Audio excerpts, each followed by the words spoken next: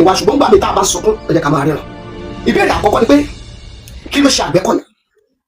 Ìbéèrè ẹ̀kejì, kí ló ṣe àwọn ẹgbẹ́ OPC Oòduà? Ìbéèrè ẹ̀kẹta, kí ló ṣe àwọn ẹgbẹ́ Àmọ̀tẹ́kùn? Àṣẹ wa sọ wípé àwọn ìrù ẹkùn yìí gangan ohun gangan nìkan la fẹ́ lò láti fi kojú àwọn bandits. Now listen tó ní mo mọ̀ pé àwọn afọ́fùgbẹ́mu wọ́n máa pọ̀ lábẹ́ kọ́mẹ̀ntì yìí. Wọ́n bí tó bá kọ́mẹ̀ntì burúkú wojú mi dáadáa, wòlíì ni mí, astrologer ni mí, tí n bá ti rí orúkọ ẹ̀ o ti ní problem, o ti lápá lára sí ni mo sọ bẹ́ẹ̀ fún ẹ. Torí pé ní kọ́ńtì yìí ẹ máa ń fẹ́ kí ènìyàn sọ òtítọ́. Ní kọ́ńtì yìí ẹ máa ń fẹ́ kí ènìyàn kó máa àìdí òtítọ́. Nítorí ẹ̀ kó bá wa lẹ́nu àwọn bandits tẹ́lẹ̀ ènìyàn.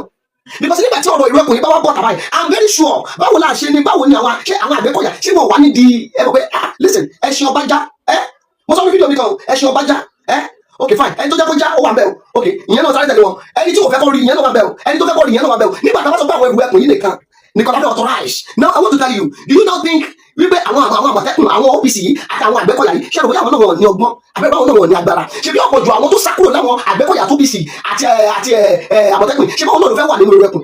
I'm very sure tẹ́ ẹ bá kó 100% kọ sílẹ̀ bí 70%. Now kí ló dé ṣe pé àwọn olórí Àgbẹ̀kọ̀yà olórí OPC àti olórí Àmọ̀tẹ́kùn kí gbogbo wọn jókòó àti Sunday Igboho kí gbogbo wọn jọ fọ ohùn kan unity? Problem wa lórílẹ̀-èdè yẹn pàápàá ní Yorùbá land, our major challenges is unity. No, we don't like unity. Ohun tó ń kó bá àwọn lọ́ba àwọn bàbá lọ́ba nìyẹn. Ọ̀rọ̀ àwọn bandits ìsìnkà bá fọ̀rọ̀ tá bá fàbọ̀ ó lè jẹ́ ọkọ̀ kan ni wọ́n wà ní abẹ́ lọ́nà àjà ara wọn tí wọ́n dọ́gbọ́n fi ń dààmú àwọn ènìyàn. All the name that they want to gain the power. Ẹ̀rọ ló ṣe o. Wòlíì ni mi, astrologer ni mi o. Ṣùgbọ́n message eléyìí ẹ ṣí ẹ gbọ́wọ́lé button ẹ jẹ́ kó rìn. I want to yes, the comment is free but no abuse. No, share your own lórí àwọn tí mo sọ, share your own thoughts. If you can share your thoughts it's okay but no abuse. But tó bá kọ́ no abuse but no problem, you abuse me but no problem, market orúkọ no problem. So I want to the comment is free. Now let's see what's going on. Ẹ máa padà rí ṣẹ́gẹ́ ti rí bẹ́yẹn. Kó má dàbẹ́ wípé àwọn tá a ní kọ́ lọ jà fún wa, kó má dàbẹ́ wípé àwọn tí a pè ọmọ àgbà ni. Let's share this video.